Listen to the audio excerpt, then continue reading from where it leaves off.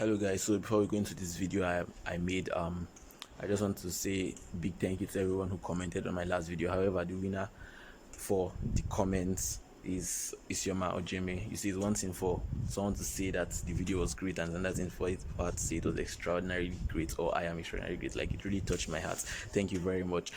Also, before we continue, I'd like to say the video I made is a medical related video. So if you're a medical student in search of scrubs, word coats, lab coats, anything medically related in that aspect, go to Mbbs by L.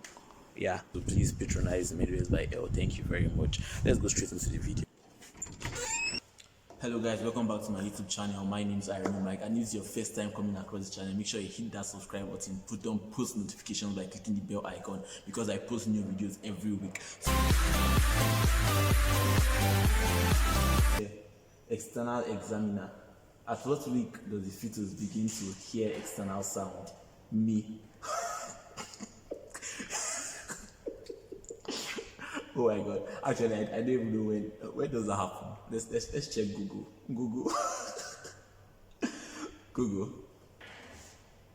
According to Google, around 18 weeks of pregnancy, your little ones hear their very first sounds. So by 18 weeks, so actually that's 18th week, 24 weeks. Then by 24 weeks, their ears are rapidly developing. So we know now 18 weeks, 24 weeks. So in case you're external, okay, yeah, let me explain. So for those who do not know about the medical life and all, medical examiners come into question students during their viva, which is an oral exam, and they ask very wonderful questions. The next one, lecturer, where is erythropoietin secreted? Student stands up with confidence. The skin, sir. Lecturer, this type of answer can only be found in the graveyard. Can a living human being please answer me? Ooh. Actually, in medical school, like, because you have to be confident about everything, and so people sometimes when you're overconfident, you tend to say nonsense. Next tweet, take it or leave it. Physiology is the most relatable part of basic medical sciences, and it sticks with you all through your clinicals. Anatomy will embarrass you one day. Don't even think of biochemistry. That nigga is a snitch. Okay, all right. I know people argue about this. Some people like anatomy, some people like physiology, some people like biochemistry. As for me, I feel this guy is right. Physiology is the most relatable, but I also feel like biochemistry is also like extremely relatable. Although I'm not yet a clinical one, but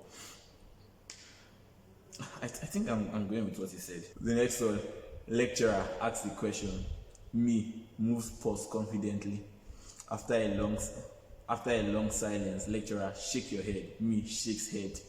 Lecturer, what did you hear? Me, nothing. Lecturer, that's because there's nothing in your head. Okay. Next tweet. MCQ questions. Be like, the following are incorrect misrepresentations of false events that do not occur at the sternal angle except.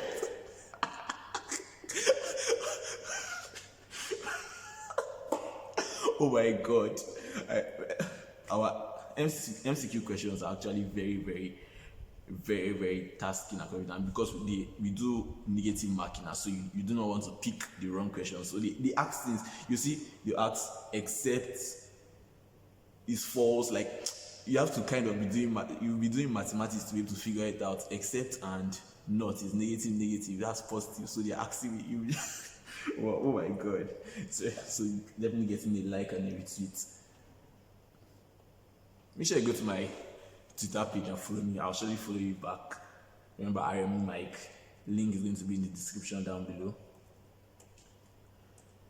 Next one. As a medical student, if you are sleeping for more than 4 hours, you are wrong. Me knowing today alone, I slept for more than 8 hours. But actually, I don't know why people feel like medical students are not meant to sleep.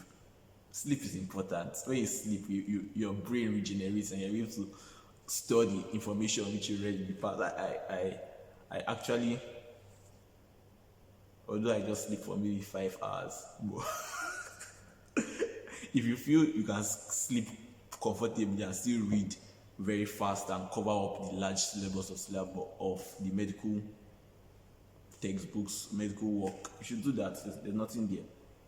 Nothing there. Just do what's preferable in your sight. So definitely getting a like and retweet. Now this one, next tweet by Black Boy. I want to finish 2 chapters tonight. I I have to. I won't sleep. Opens book after 5 minutes. Yawns. Replies text on WhatsApp. Pays attention back 5 minutes later. Let me lie down small. The next morning. Oh my god. I'm sure this is relating to everybody.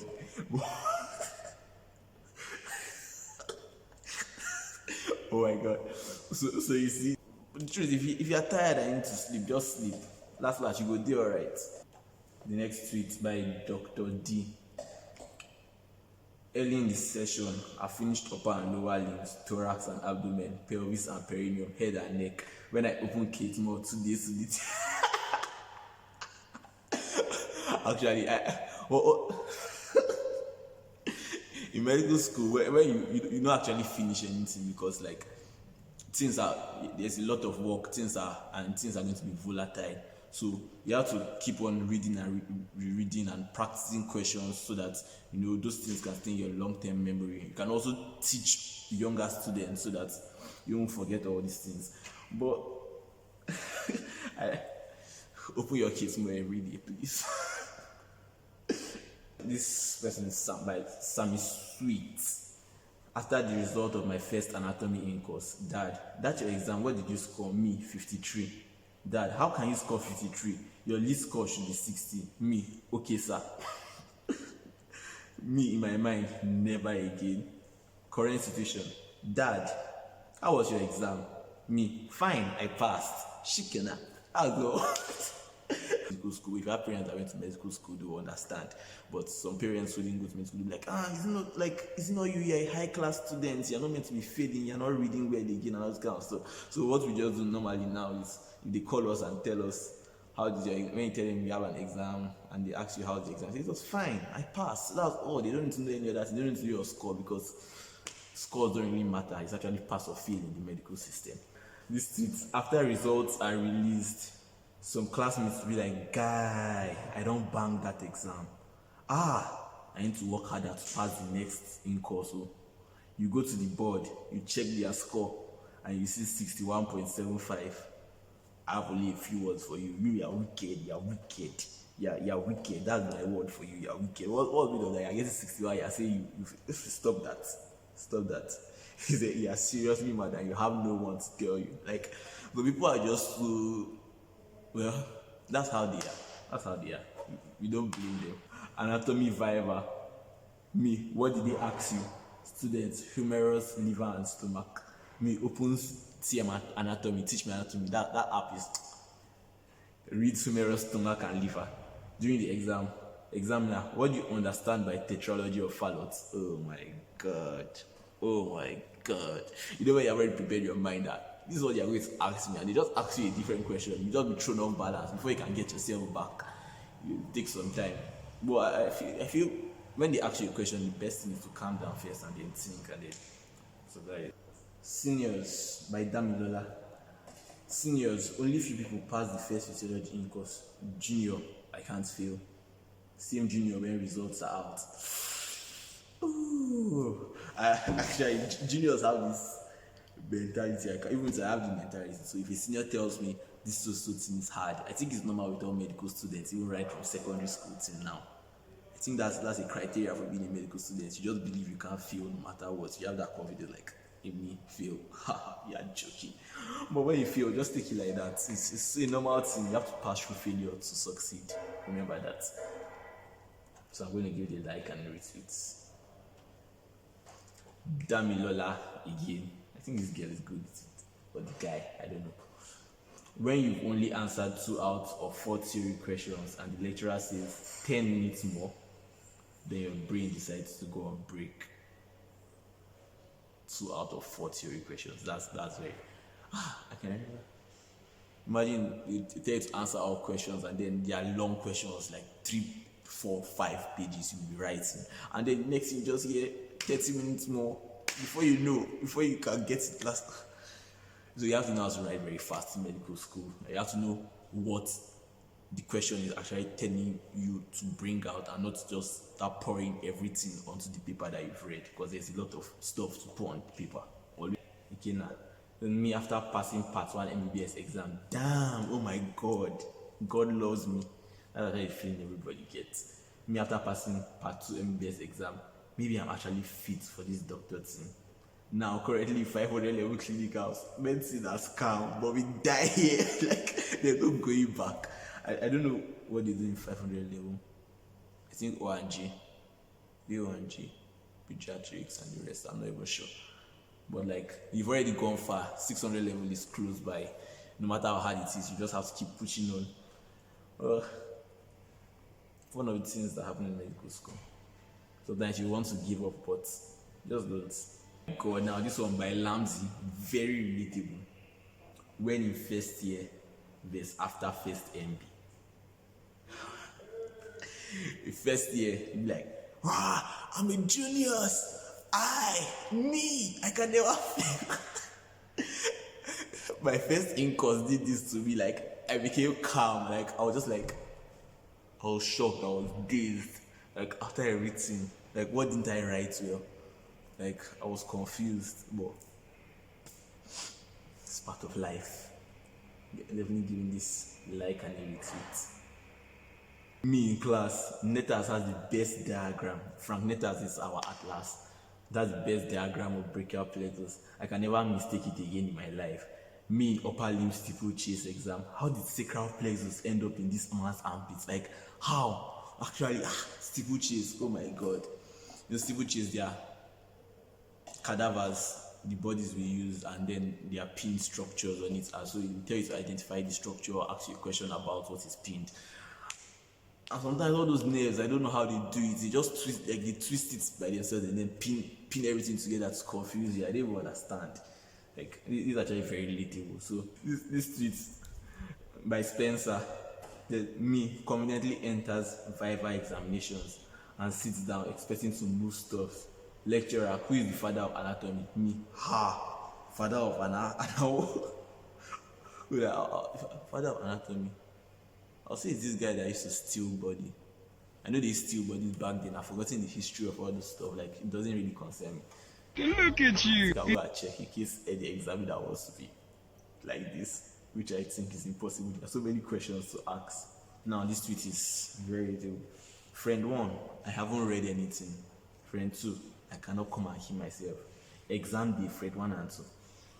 Exam sheet, please. Exam sheet, please. Please give me exam sheet. I need extra sheets. Please, can I get one extra sheet? Oh my god. That is annoying. You write, you just hear them say, extra sheet, please. You just look back. It's not this girl that say you are not read anything, but actually, all of us in medical school, we are like that. Lecturer. Sent by Elementrix David. Lecturer. Do not read brachial plexus. I will ask other more clinical questions in the test. Question 1. With a well-detailed diagram, describe the brachial plexus from the roots to the individual branches and give clinical references. Students, some lecturers can be so annoying doing that thing. So like, when they tell you that they're not going to ask something, still read it, just say no, it's just in case. Or sometimes it might be a waste of time. But if you know the lecturer is extremely good and is not going to say something else, give you something else that he said, is that what?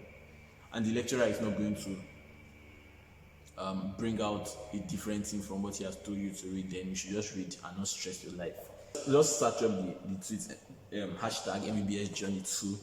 Also, if you have any experience in your medical school or you've had an experience with someone shared to you, can put it down in the comment section below. I'd like to see it, I'd like to hear it, I'd like to respond and reply to it. So thank you very much. If you like this, I'm sure you like this video, come on, give it a thumbs up. Share it to your medical friends, share it to your non-medical friends, let them see the life that you are going through, send it to your parents, send it to your sisters, send it to everybody, share this video. And I said leave a comment down below, like this video, and I guess I'll see you next time. Thank you for watching this video. Make sure you hit the circle in the middle to subscribe, and also any of the rectangles to watch my other videos.